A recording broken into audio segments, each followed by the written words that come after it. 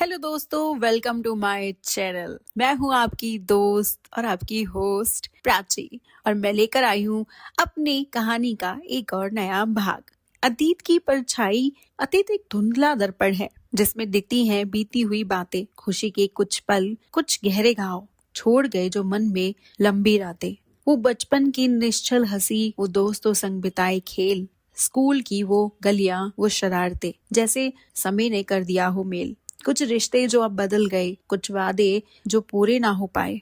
हर याद अपनी एक कहानी कहती, जिनके रंगों में हम खोए से जाएं। ये सिर्फ एक स्मृति पथ नहीं, ये है हमारी पहचान का आधार। सीख लेकर इससे हम आगे बढ़े, ना हो भार, ना हो ये कोई दीवार। बीते हुए कल को बस याद रखो, पर आज में जियो तुम हरदम, क्योंकि कल फिर से इतिहास बनेगा और कल का अतीत होगा ये वर्तमान। माय रूड लवर, अर्नव का पास्ट। सारा कृति की माँ के बारे में बात करते करते चुप हो गई और बात को घुमाना शुरू कर दिया।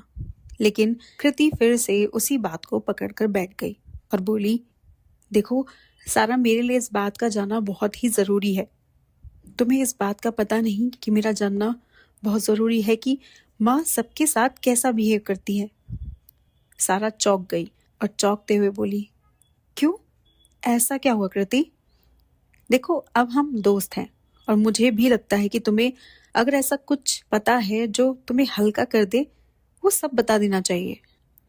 सारा को पता नहीं क्यों, लेकिन उसे लगा कि शायद से कृति कुछ पेन में है और वो कृति को जोर देकर पूछने लगी, क्या हुआ कृति? पता नहीं, लेकिन मुझे लगता है कि तुम ठीक नहीं हो। कुछ बात तो जरूर है, क्या हुआ? देखो, अब हम दोस्त हैं और मुझे नहीं लगता कि तुम्हें कुछ छुपाना चाहिए अब मुझसे।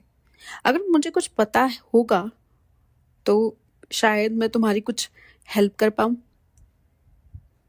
देखो कृति, अब अगर तुम मुझे अपना दोस्त समझती हो तो बताना पड़ेगा, तभी मैं तुम्हें सही सलाह दे पाऊंगी। कृति अचानक से दर्द से कराहने लगी और अपनी दर्द को छिपाते हुए जाने की बात करने लगी। सारा को ये बात जरा अटपटी सी लगी और वो कृति को अपना हाथ दिखाने के लिए कहने लगी।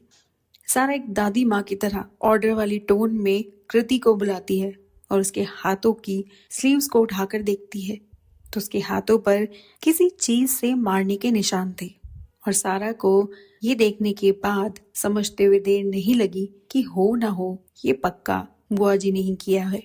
सारा के लाख पूछने के बावजूद भी कृति उसको नहीं बताती और सारा भी सोच लेती है, चाहे जो हो जाए, वो कहे या ना कहे, लेकिन कुछ तो बात जरूर है जो कृति उससे छुपा रही है, तभी वो इस बारे में कुछ बात नहीं कर रही।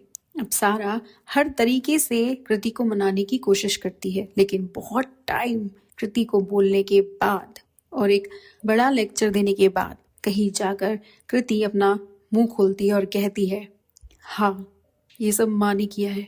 उन्हें पता नहीं किस बात से प्रॉब्लम है और वो ऐसा कई बार कर चुकी है। कहते कहते कृति जोर जोर से रोने लग गई और कहती है, तुम्हें पता है, मुझे अब इन सबकी आदत हो गई है। वो हर बार अपनी ताकत मुझ पर आजमा कर चली जाती है और मैं उनको हर बार निराश कर देती हूँ।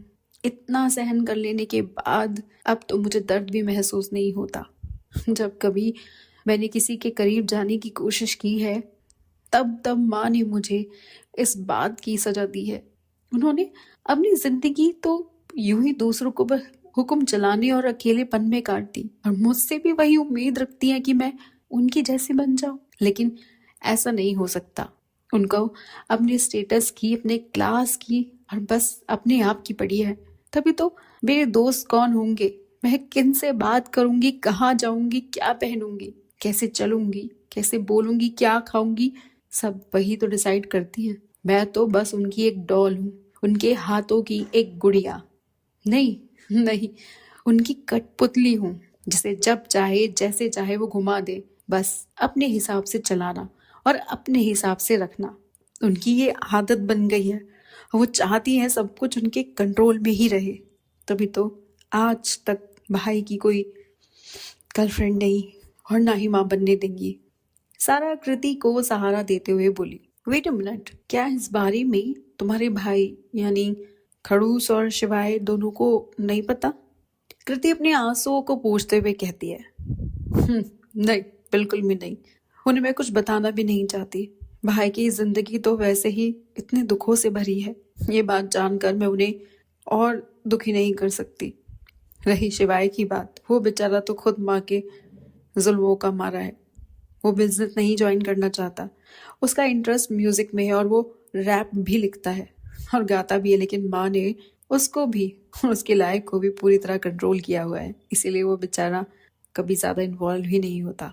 वो ज़्यादातर भाई के टच में ज़्यादा रहता है, क्योंकि वही एक अकेले ऐसे इंसान है ना इस घर में जो उसको अच्छे से समझते हैं। वही इकलौते इंसान है जो हमें माँ और बाप दोनों की तरह प्यार करते हैं, और मैं उनको बिल्कुल नहीं खोना चाहती। इसीलिए मैंने ये बातें आज तक किसी को भी, मतलब किसी को भी नहीं बताई थी। हाँ, तुमसे भी इसी बात की उम्मीद करती हूँ कि तुम ये बात कभी किसी से नहीं कहोगी।